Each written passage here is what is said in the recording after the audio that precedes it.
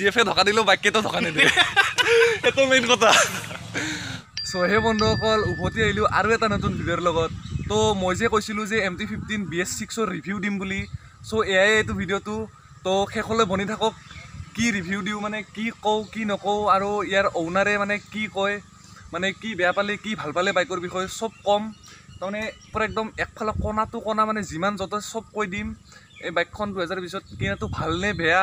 মানে চব অ'কে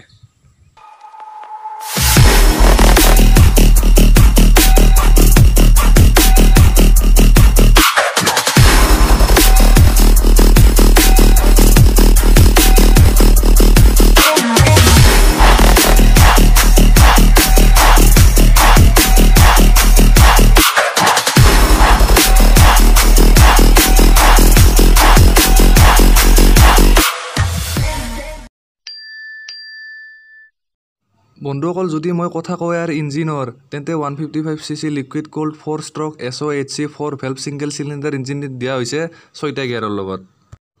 যিয়ে 18.5 PS অফ পাৱাৰ 10,000 RPM দিয়ে আৰু 14.7 Nm টৰ্ক 8,500 RPM দিয়ে বন্ধুসকল যদি লাইটৰ কথা কওঁ তেন্তে ফুল্লি LED লাইট আছে সবতে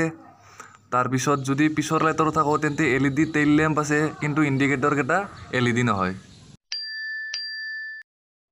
তো বন্ধুসকল যদি কথা কওঁ ইয়াৰ মই স্ক্ৰীনৰ তেন্তে fully digital LCD negative screen display হয় য'ত আপোনালোকে স্পীডোমিটাৰ দেখা পাব গিয়াৰ শিফ্ট ইণ্ডিকেটৰ দেখা পাব ক্লক দেখা পাব ফিউল কিমান আছে এইটো দেখা পাব এভাৰেজ দেখা পাব ট্ৰিপ 1 ট্ৰিপ 2 আৰু লগতে বহুত কিবাকিবি দেখা পায়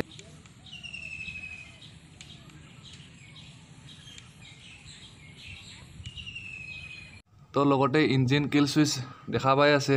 আৰু তাৰে তলতে সেলফ স্টাৰ্ট কেৱল সেলফ কিক এভেইলেবল নাই এখন বাইকত তাৰপিছত চাব পাৰে লো বিম হাই বিম আৰু তাৰে লগতে এটেচ হৈছে পাছৰ সুইচ তাৰপিছত হৰ্ণটো এয়া তাৰপিছত ইণ্ডিকেটৰ সিগনেল লাইটৰ সুইচ কেইটা লেফ্ট এণ্ড ৰাইট তো স্লিপাৰ গ্লাছটো আছে সকলোৱে জানেই আৰু মানে যদি কথা কওঁ মই ইয়াৰ মিৰৰছৰ তেন্তে মানে বেছি ডাঙৰো নহয় সৰুও নহয় মানে যথেষ্ট আৰু মানে ছেটিছফাইড বন্ধুসকল যদি কথা কওঁ ইয়াৰ টায়াৰছৰ তেন্তে টিউবলেছ টায়াৰ হয় এলয় হুইলছৰ লগত যদি কথা কওঁ আগৰ টায়াৰৰ সাইজৰ তেন্তে 100/80 আছে যেটো পুৰা যথেষ্ট হয় আৰু পিছৰ টায়াৰত 140/70 আছে যেটো একদম মজা কথা একদম মজা মানে মজা আৰু পুৰা মজা তো আগৰ ব্ৰেকৰ কথা ক'লে 282 mm ডিস্ক ব্ৰেক আছে উইথ ABS তাৰপিছত পিছৰটো 220 mm য'ত ABS নাই বন্ধুসকল যদি কথা কওঁ ফিউল কেপাচিটিৰ তো 10 লিটাৰৰ পেট্ৰল আৰামত পুৰা একদম ভৰি যাব আৰু MT-15ৰ গ্ৰাউণ্ড ক্লিয়াৰেন্স হৈছে 155 mm তো সিটৰ কথা ক'লে ষ্টেপ আপ সিট হয় যেটো ৰাইডাৰৰ কাৰণে বহুত কমফৰ্টেবল কিন্তু যদি পিছৰ সিটৰ কথা কওঁ তেন্তে পেসেঞ্জাৰৰ কাৰণে লং ৰাইডত ইমান কমফৰ্টেবল নহব পাৰে তো চাব পাৰে টেংকিত এটা মেটালিক ষ্ট্ৰাইপ দিয়া হৈছে যেটো দেখাত বহুত ভাল লাগে আৰু টেংকিৰ সাইডৰ পিনে ইয়ামাহাৰ ব্ৰেণ্ডৰ বেজিং দিয়া হৈছে আৰু ঠিক তাৰে তলত MT-15ৰ বেজিং ব্লেক কালাৰত যেটো ভাল লাগে দেখি পিছত বহা পেসেঞ্জাৰে ধৰিবৰ কাৰণে গ্ৰেভ ৰিলছ দিয়া হৈছে যেটো বহুত ভাল কথা কিবা কিবি আনিলেও ইয়াত মানে থৈ দি মানে আনিব পাৰে আৰু তো বন্ধুসকল MT-15ৰ এতিয়া এক্সপ্ৰেছনটো শুনক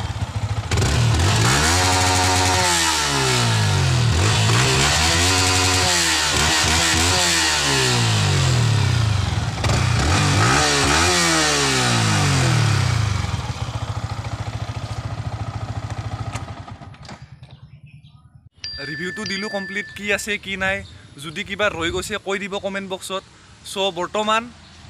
সমৰদা আছে ওনাৰ অফ দিছ বাইক তো এতিয়া মই সমৰদাক কেইটামান কুৱেশ্যন সুধিম কি ভাল পালে কি বেয়া পালে আৰু লাষ্টত এটা ফাইনেল মানে একদম সিক্ৰেট কুৱেশ্যন আছে সেইটো মানে বহুত সহায় কৰিব মানে যোনে যোনে 2020ত মানে MT-15 BS6 মডেলখন ল'ব চাই আছে সমৰদা মানে তুমি কিমান দিন হ'ল মানে বাইকখন কিনাৰ মই জানুৱাৰীত লৈছিলোঁ জানুৱাৰীত ল'লে 7 মাহ জানুৱাৰী তো সমৰদাই জানুৱাৰীত লৈছিল বাইকখন তো মানে এতিয়া আৰু সমৰদা যে বাইকখন লৈ কি এডভান্টেজ পালা তুমি বাইকখনত এডভান্টেজ বুলি ক'লে ধৰা তোমাৰ মাইলেজ ভাল সেইটোতো 40 to 45 মান দিয়ে নেকি দিয়ে ইমান থাকে মই ভালদৰে হিচাপ কৰি চোৱা নাই দিয়ে ইমান দিয়ে তো এইবিলাক বাদ দি তো আৰু কি এডভান্টেজ পালা ব্ৰেকটো ভাল আগত ডাল এবিএছ আছে আগতে পিছত ডালত নাই তাৰপিছত গাড়ীখন তৎক্ষণাত পিক আপ লৈ ইনষ্টেণ্ট পিক আপ ভাল পিক আপ লৈ 6টা গেল লাগালি তোমাৰ বহুখিনি জোৰত যাব পাৰি গাড়ীখন বহুতখিনি জোৰত যায় তো টপ